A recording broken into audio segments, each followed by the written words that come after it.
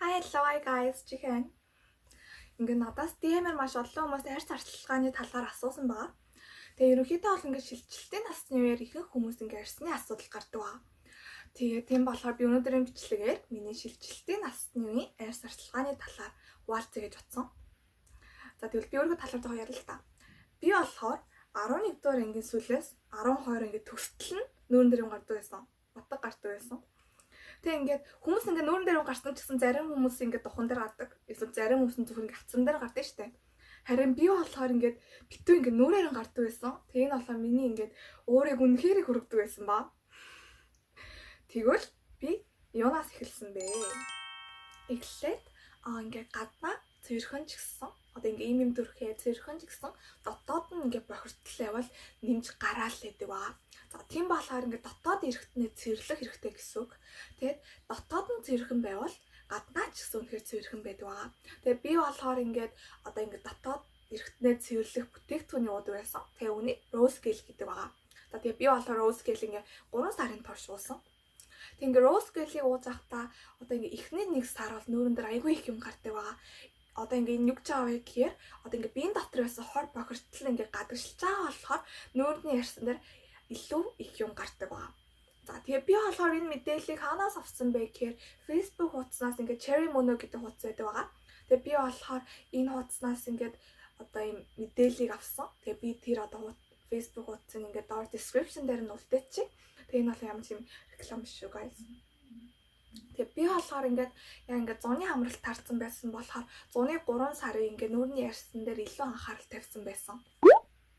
Step 2 нь болохоор хоолнос гэж аа. За би болохоор цагаалдаг. Тэгээ би болохоор тухайд хэд тослогтой, хэд чихэрлэг, хэд талуун ногоотой, кофе гэх мэтчлэн ингээд хурцлуулаас ингээд татгалцдаг байсан. Тэгээ би ингээд цагаалтан болохоор миний хувьд энэ тал дээр илүү амархан байсан гэх юм уу.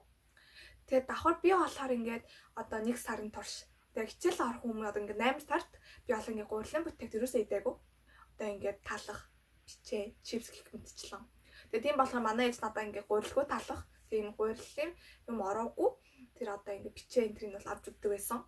Тэгээ ингээд гурилан бүтээгтгээс ингээ татгалзчихаар ингээ нүүрэн дээр гарч байгаа юмуд ингээ багсчдаг. Тэгээ давхар нэмэгдээд бас ингээ жингээ асчдаг. Жохон ингээ турцсан байсан. За тэгээд давхар ингээ ус тавих хэрэгтэй. Үнэхээр тавих хэрэгтэй. Би өөрөөсөө тийм усуудад тайп юм бишсэн байхгүй юу? Бараа ингээд өдөрт 2-3 аяг л уучдаг. Тэгээ би болохоор шууд анханасаа шууд ус уугаагүй. Эхлээд ногоон цай, тэгээ лимонтой ус хоёрыг одоо ингээд тууштай уудаг байсан баа. Тэгээ одоо болохоор би ус маш сайн уудаг болсон. Өдөрт заавал 2 литр ус бол уудаг. Тэгээ ингээд усыг бол сайн уух хэрэгтэй. Тэгээ би болохоор ерөнхийдөө бол өөртөө маш хатуу дэглэм шаардлага бол тавьдаг байсан баа. 3 дахь нь болохоор ариун цэвэр гэж аа. За би болохоор ингээд 3-4 хоноод одоо ингээд дэрний утын банк сольдог байсан. Тэгээ одоо ч гэсэн хിവэрээ яагаад.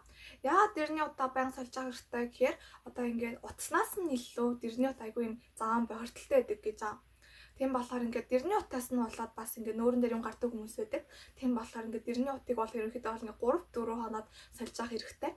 За тэгээд тусдаа өөрөнгө гэсэн нүүрний альчууртай байх ингээд нүрээ угаачаад гар угаадаг одоо тэр альчуур тусдаа нүүрсэндээ зориулсан одоо тийм одоо нүүрний альчуур тусдаа байх хэрэгтэй гэсэн үг.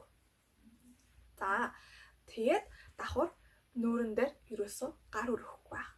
Бидний гарчаа ерөнхийдөө айгүй юм бохирдолтой заван штэ. Тийм болохоор ерөөсөө ингээд гараа нүүрэндээ хүргэж болохгүй гэсэн үг. За тэгээд 4 дахь буюу сүүлийнх нь болохоор одоо юу сэтгэл зүй гэж аа. Яагаад сэтгэл зүй гэхээр хүн ингээ стресстэй чадрахаар ингээ нүүрэн дээр бас айгүй их юм гардаг. Тэгээ тийм болохоор ерөнхийдөө бол ингээ дархлаагаа бас ингээ өнөхөр сайжруулах хэрэгтэй. Дархлаа нь ерөөсөө дуунж болохгүй. Тэгээ хүн ерөнхийдөө бол ингээ оройтойж унтаад, оройтоос тийшгээр ингээ амар амархан ядардаг шүү дээ. Тэгэхээр дархлаа унцдаг. Тэгэхээр ерөнхийдөө бол ингээ нүүрэн дээр бас ингээ айгүй их юм гард юм байлээ. Тэгээ тийм болохоор ингээ тогтмол цатанд унтаад, тэгээ өглөө ирсэрээ тий ерөнхийдөө бол ингээ тогтмол ингээ цагийн хууртай байх хэрэгтэй гэсэн үг. Тэгээд бас ингээд давхар ингээд стрессээ тайлах юм одоо өөрийн гэсэн тэр хоббитэй байсан дээр би болохоор ингээд өдөр алга ингээд бясалгал хийдэг баа. Тэг ингээд цаг зав нь гарахаар ингээд йога хийдэг. Тэгээд тэгжиж би өөрийнхөө ингээд стрессийг болохоор ерөнхийдөө ингээд контролтдаг байсан гэх юм уу. Тэгээд зөвхөн ингээд бясалгал хэлдэг ингээд яг өөртөө тохирсон тэр одоо юм одоо тэр өгдөглээ.